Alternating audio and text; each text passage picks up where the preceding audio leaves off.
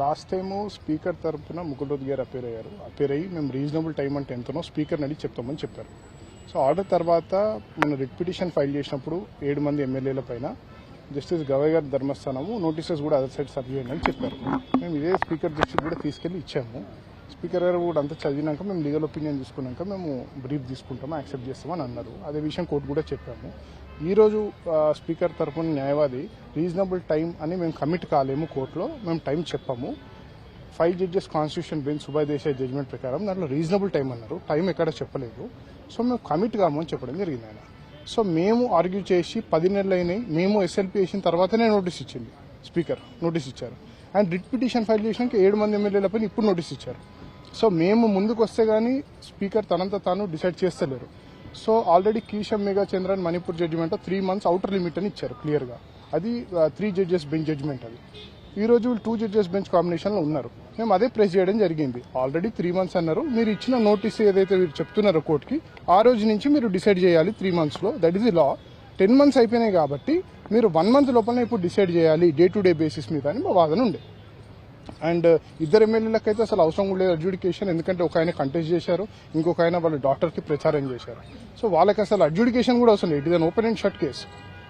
దేనికి వాళ్ళు time ఇవ్వలేమంటే justice Gavai గారి ధర్మస్థానం రేపే వాయిదా ఇస్తాం, మీరు ఆర్గ్యూ చేయండి, మేము డిసైడ్ చేస్తాం రీజనబుల్ టైం అంటే ఏంటో అని అన్నారు. దానికి గాను వాళ్ళు 3 రోజులు టైం ఇవ్వండి, మేము కౌంటర్ దాఖలు చేస్తాము, కౌంటర్ చేసిన తర్వాత మేము ఆర్గ్యుమెంట్ చేస్తామంటే ట్యూస్డేకి పోస్ట్ చేయడం జరిగింది. మా తరఫున మేము కూడా చెప్పాము, హైయప్ ఆన్ ది బోర్డు పెట్టమని చెప్పాము. ఎందుకంటే అది బోర్డు కిందకి పోతే మళ్ళీ అదొక సాకుతో కేసు లిస్ట్ రీచ్ కాకుండా అవుతుంది. సో హైయప్ ఆన్ ది బోర్డు అని జడ్జి కూడా చెప్పారు. మోస్ట్ ప్రాబ్లీ టాప్ 5 కేసెస్లో వస్తుంది. అండ్ ఆ రోజు డిసైడ్ అవుతుంది ట్యూస్డే. అంటే స్పీకర్ పైన ఒత్తిడి పెరుగుతున్నట్టు అసలు సుప్రీంకోర్టు జోక్యంతో అనేక రాష్ట్రాల్లో స్పీకర్లు చర్యలు తీసుకున్న పరిస్థితి కూడా ఉంది. అనర్హత వీటి అంశానికి సంబంధించి ప్రాబ్లం అది.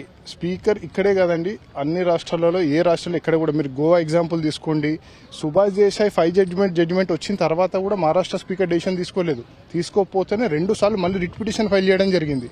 గోవా స్పీకర్ తీసుకోలేదు, వాళ్ళకు కూడా ఒక రిట్ పిటిషన్ అంటే ఆర్టికల్ 32 సుప్రీంకోర్టులో ఫైల్ చేయడం జరిగింది. అదే తరహాలో తెలంగాణ కూడా ఇప్పుడు అదే తరహాలో అవుతుంది. సో అందుకనే వాళ్ళు స్పీకర్ కి నిర్ణయం తీసుకోవాలని మాత్రం చెప్పగలదు కానీ డిక్టేట్ చేయలేదు కదా స్పీకర్. అదే చెప్తున్నాను 3 జడ్జెస్ ఆల్రెడీ డిఫైన్ చేశారు లాని. కీశం మేఘా చంద్రలో save and exceptional circumstances 3 months లో డిసైడ్ చేయాలని అన్నారు. ఇప్పుడు 10 months అయింది ఫైల్ చేసి. నోటీసులు ఎస్ఎల్పి సుప్రీంకోర్టుకు వచ్చిన తర్వాత ఇచ్చారు.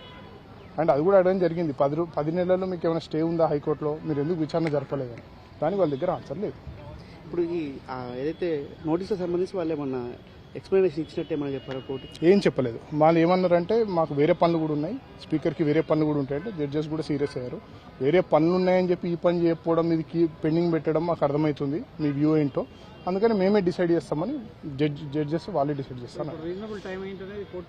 ఇప్పుడు కోర్టే డిసైడ్ చేస్తుంది రీజనబుల్ టైం. ట్యూస్డే రోజు కేసు వస్తుంది, ట్యూస్డే రోజు విచారణ జరిపి ఆ రోజు రిజర్వ్ చేస్తారు. సుదీర్ఘంగా ఆర్గ్యుమెంట్స్ చేస్తారు ఇరు పక్షాలు, ఆ రోజే జడ్జిమెంట్ రిసీవ్ చేస్తారు. అండ్ ఇంకోటి మీరు అన్న క్వశ్చన్కి డిసైడ్ చేయలేరు, డైరెక్ట్ చేయలేరు అంటే స్పీకర్ జ్యుడిషియల్ ట్రిబ్యునల్ ఉన్నారు.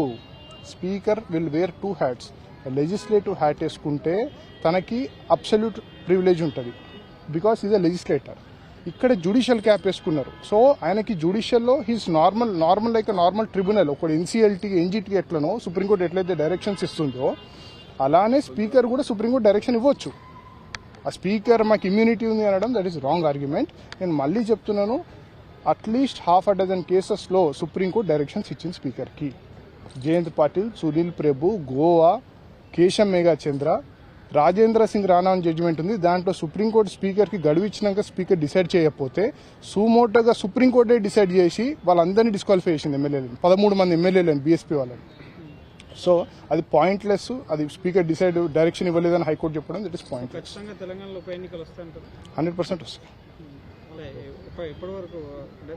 అది నేను చెప్పలేను. స్పీకర్ గారు ఎంత తొందరగా డిసైడ్ చేస్తే అంత తొందరగా వస్తాయి.